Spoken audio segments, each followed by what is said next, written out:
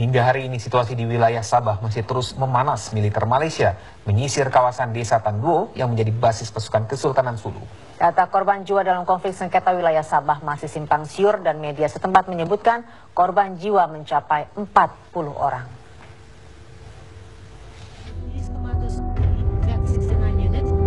Pasukan gabungan tentara dan polisi di Raja Malaysia masih melakukan penyisiran di kawasan Desa Tanduo yang menjadi basis pasukan Kesultanan Sulu, Filipina. Hingga kini belum ada keterangan resmi dari pemerintah Malaysia terkait berapa banyak korban jiwa yang jatuh, baik dari pihak Kesultanan Sulu maupun dari kubu Malaysia. Militer Malaysia menyebutkan operasi militer yang sempat mengerahkan jet tempur kemarin dilakukan dengan hati-hati guna meminimalisir jatuhnya korban. Media setempat menyebutkan setidaknya sudah 49 orang tewas dalam pertempuran. Sedangkan dari kubu Kesultanan Sulu menyatakan mereka akan terus mempertahankan Sabah yang diklaim masuk dalam wilayah kesultanan mereka.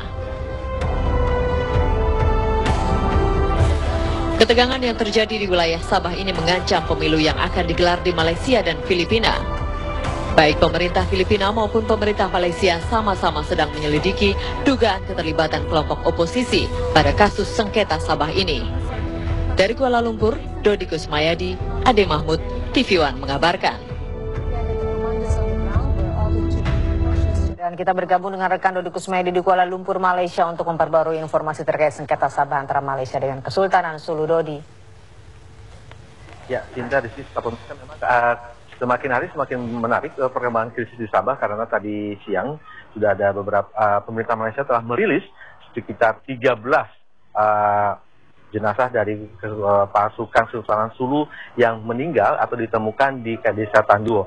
9 di antara mereka ditemukan dalam satu kuburan massal dan sementara 3 lagi ditemukan atau berdasarkan hasil kontak senjata di sejumlah tempat.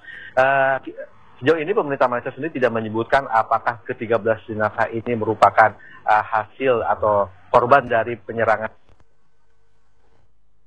hasil kontak senjata yang terjadi juga pada hari Jumat lalu. Namun demikian, pemerintah Malaysia sampai saat ini belum juga menemukan atau menyampaikan kondisi dari sisa 200 lebih dari pasukan Sulu yang sempat bertahan selama 3 minggu di Desa Tanduo. Menurut keterangan dari Ketua Kepolisian Negara Malaysia, kemungkinan besar bahwa para pasukan Kesultanan Sulu ini sudah keluar dari Desa Tanduo sebelum operasi keamanan dilakukan secara besar-besaran oleh pasukan keamanan Malaysia pada hari Selasa kemarin. Dan mereka saat ini sudah bisa men-track jejak para pasukan Kesultanan Sulu ini. Dan itu sebabnya maka operasi penyisiran mulai dikembangkan dari semula 4 km persegi, kemudian sekarang dikembangkan ke wilayah-wilayah atau desa-desa di sekitar Desa Tanduo.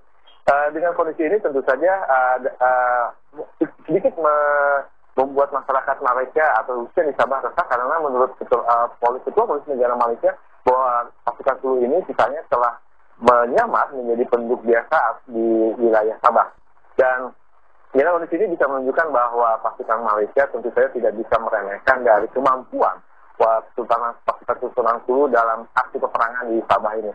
Selain itu juga dapat kami kabarkan bahwa pemerintah Filipina membantah bahwa pasukan Sulu ini disebut sebagai teroris yang seperti disampaikan dalam sebuah pernyataan resmi oleh pemerintah Malaysia pada hari Selasa kemarin. Demikian. Ya, terima kasih Dodi melaporkan langsung dari Kuala Lumpur, Malaysia.